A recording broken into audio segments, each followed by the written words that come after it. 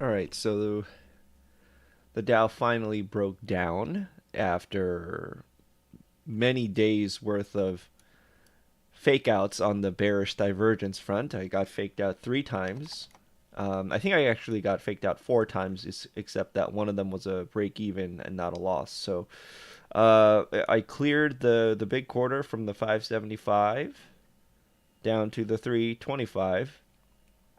I didn't even honestly didn't even know that I did until very recently, until about an hour ago, and that's to be expected. No real cause for celebration. It's more of like, okay, finally, it does what the momentum was indicating that it wanted to do. It just took a lot longer, and that's just the way it goes sometimes.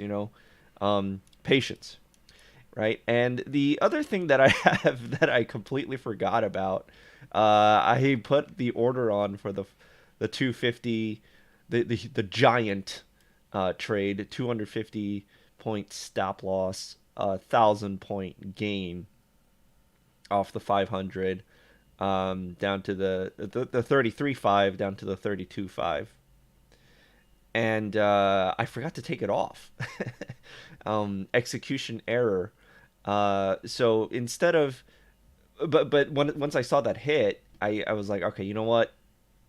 I'll just keep it because it's a trade that I wanted to quote unquote like back test anyway. So instead of using the back testing, or it's actually technically a forward test, but instead of putting the position tool on like this and then checking, um, we'll just see how the trade plays out. This is still an evaluation. There's no real like actual cash at stake here, so I can still afford to tweak my overall game plan. And I'm not opposed to trades like this at all. If anything, big picture wise, these are the safer trades. The bigger the trade, the safer it is usually, provided that your technical analysis and your strategy overall, the edge is sound, right? You just don't want to be delusional about your edge, and that can happen. I've seen that happen.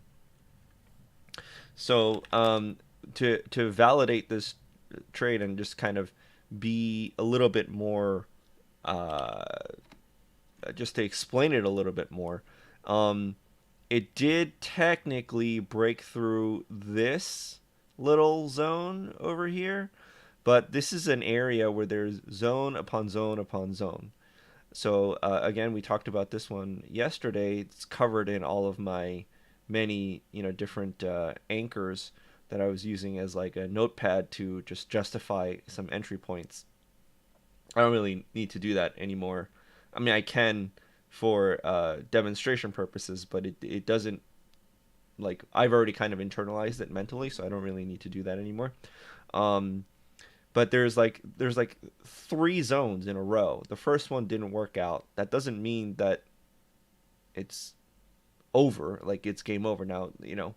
It's although if the momentum stays above 60, I'd be a little hesitant to take this one, and this would be the last stand.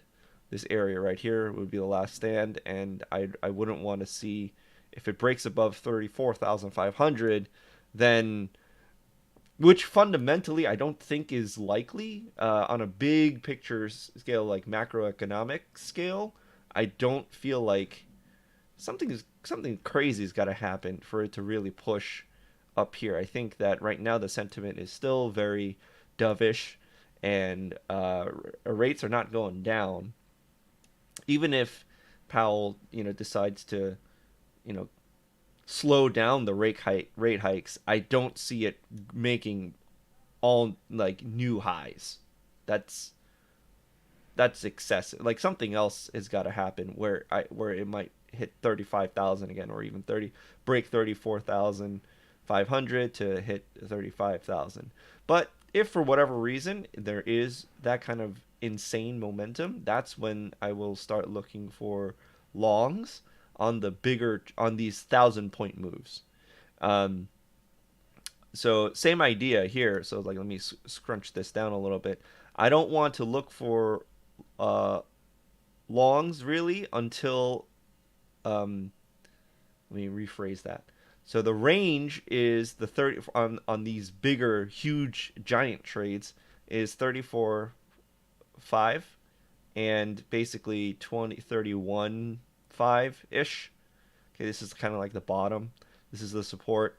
This is the resistance. So 34. So we're talking a 3,000 point range, and inside of it, there's plenty of 1,000 point moves to catch, and it's just gonna take a while.